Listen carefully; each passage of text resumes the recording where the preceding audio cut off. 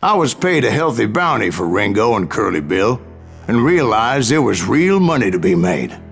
That's why I went after Henry Plummer.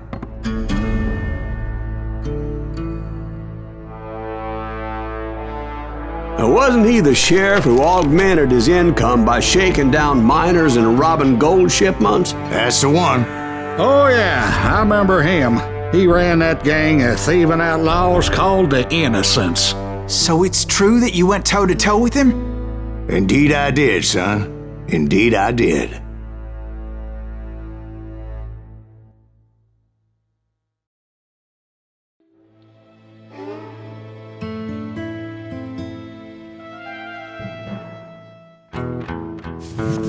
I knew I needed resources if I was going to track down Roscoe Bob Bryant, and hunting Plummer looked like a good way to get rich quick.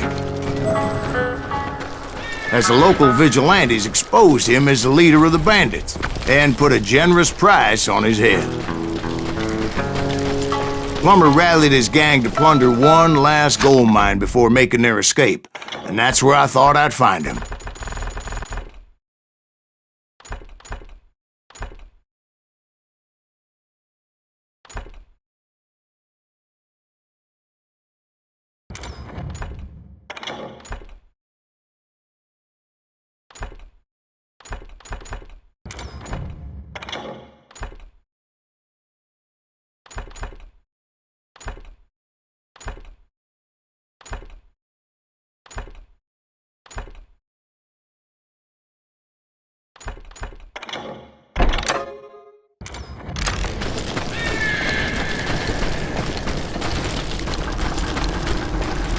It makes me nervous standing so close to all these goddamn barrels of gunpowder. Why would you be nervous? No one has the cojones to come after us. As long as you don't light up a cigar, we're fine. Besides, George is up there on the rocks with that rifle of his. Nothing gets past him. Oh yeah? Well, who the hell is that then? As my late father pointed out to me more than once, God made men, but Samuel Colt made them equal.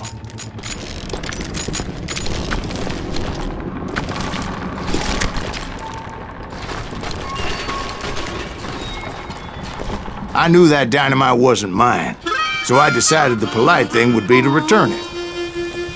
It was the biggest gold rush since Sutter's Mill in '48. Unfortunately, prospectors weren't the only ones drawn to those riches. There were thieves and killers, robbing travelers and hijacking gold shipments. Like those that ran with Plummer. Some were just regular folks I knew from town, drawn by greed and easy pickings. Charlie Crow, the blacksmith. James, who worked in the stable. Sam and Jeremiah Barber, the butcher's son. Ordinary citizens who lived a double life. Stealing and thieving and murdering their neighbors.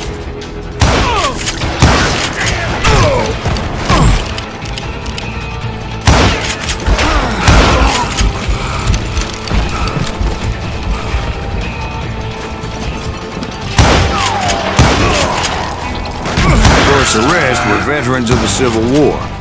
Stone-cold killers trained on the bloody fields of Shiloh and Antietam. Dangerous, desperate individuals. If Daddy had lived to see Alfred Nobel's explosive invention, my guess is he would have told Samuel Colt to kiss his ass. Plummer had a lot of men on his payroll. A hell of a lot.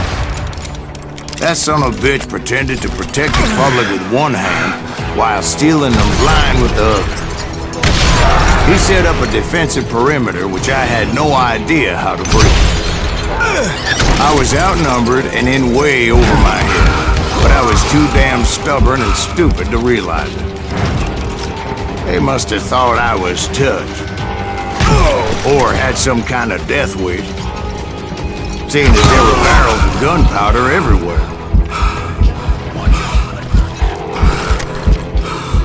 One stray bullet, one stray spark, and I'd be blown to hell and gone. I thought I was some kind of hero. I finally made it past and headed on to meet my destiny.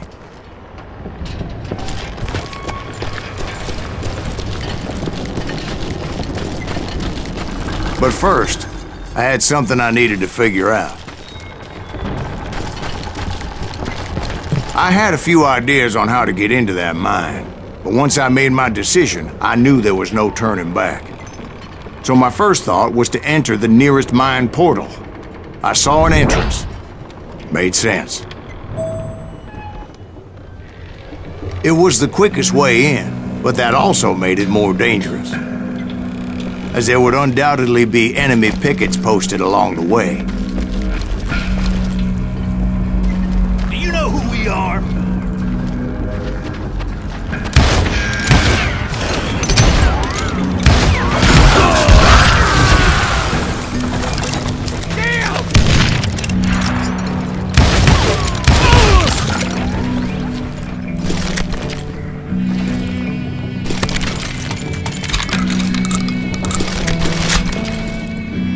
Besides, once you enter a mine like that, it's easy to get all turned around.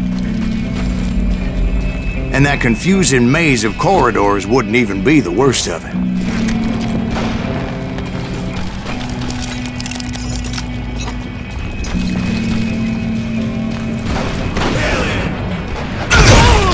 Some of those shafts could be as deep as hell. A single stumble or misstep can easily end in a deadly plunge to oblivion. You ain't beefing me.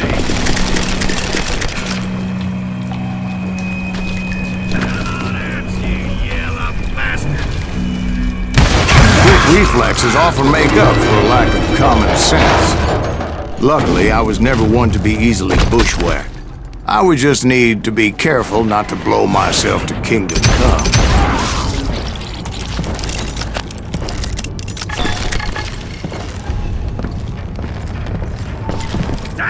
With all that gunpowder and dynamite everywhere, a body has to know what he's shooting at. But you can't hide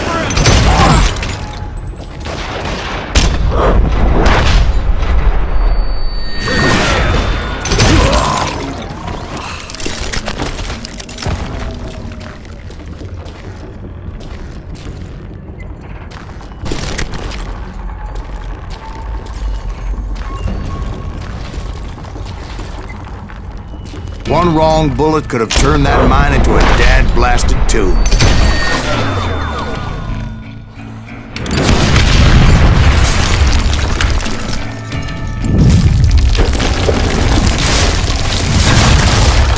I freely admit that my plan of attack was not just moronic, but clearly insane.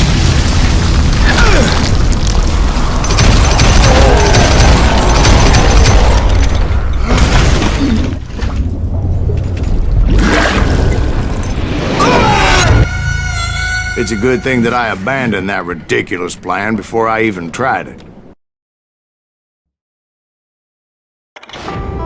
Instead, I spotted a ladder, a way into the mine from the opposite side.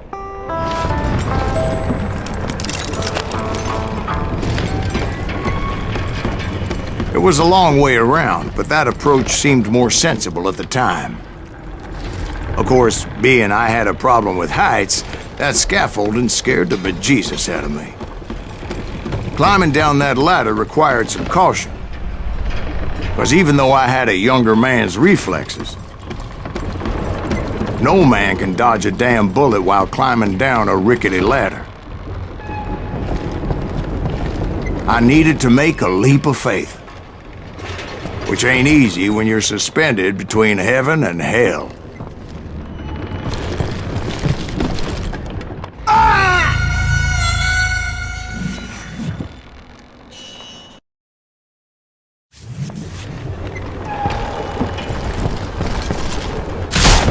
I was determined not to give up, however. That Sheriff Plummer seemed quite the despicable character. When the vigilantes discovered what the sheriff was up to, people were outraged. That $5,000 they put on his head would go a long way to helping me find old Bob.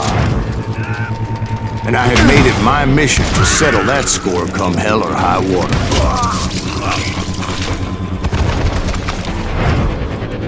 But first, I would have to make a choice. Take the elevator or climb the ladder.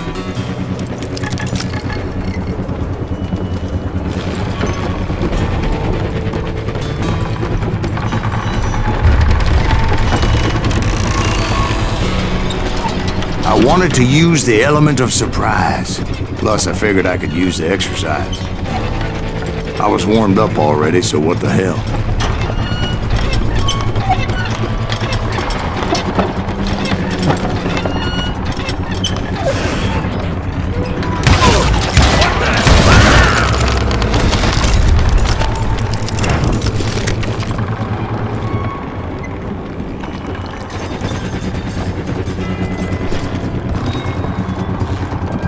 Plummer was a mad dog killer, and the people of Nevada City deserved better. Nevada City? Well, I thought Plummer met his maker in Bannock, Montana.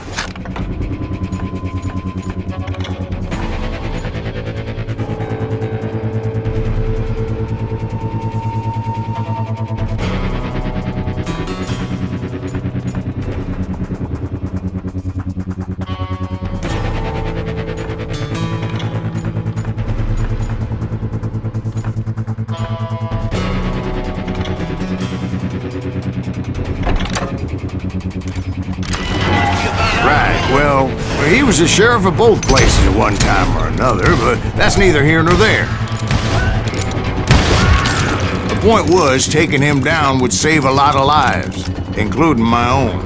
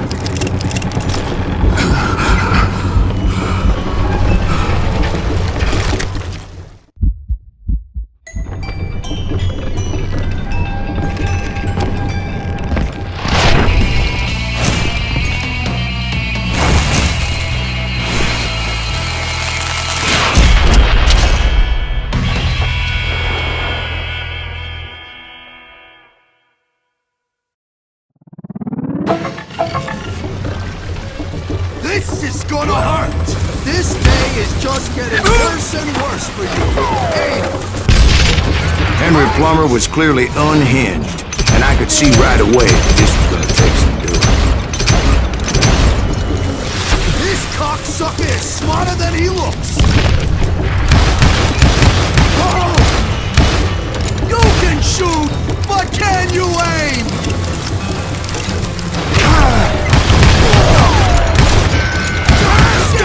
I need some help here! Come on, boys! Take this cocksucker out!